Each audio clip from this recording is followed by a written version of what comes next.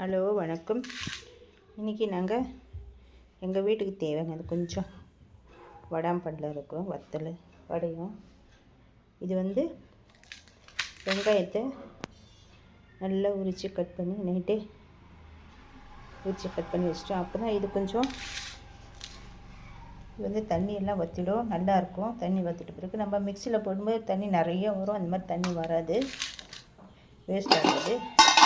நம்ம வீட்டுக்கு செய்கிறதால நான் கொஞ்சம் கொஞ்சமாக எல்லாமே வச்சுருக்கேன். இதை பாருங்கள், எல்லாமே கொஞ்சம் கொஞ்சம் கடுகு, உளுத்தம்பருப்பு, மிளகு, சீரகம், வெந்தயம் எல்லாம் போட்டாச்சு. இப்போது பூண்டு போடணும், அடுத்தது பெருங்காயம் போடணும். பாருங்கள், கடலைப்பருப்பு, இது தூள் பெருங்காயம்.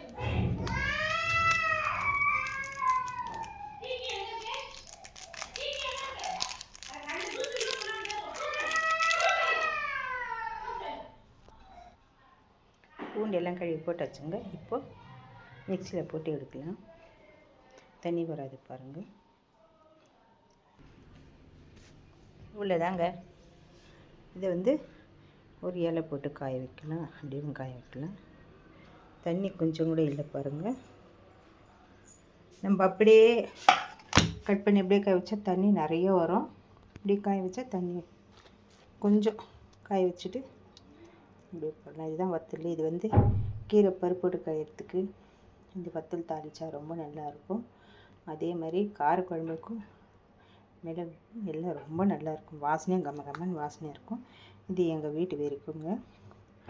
அடுத்தது அரிசி வத்தல் போடலான்னு இருக்கிறோம், எங்கள் வீட்டு வரைக்கும்.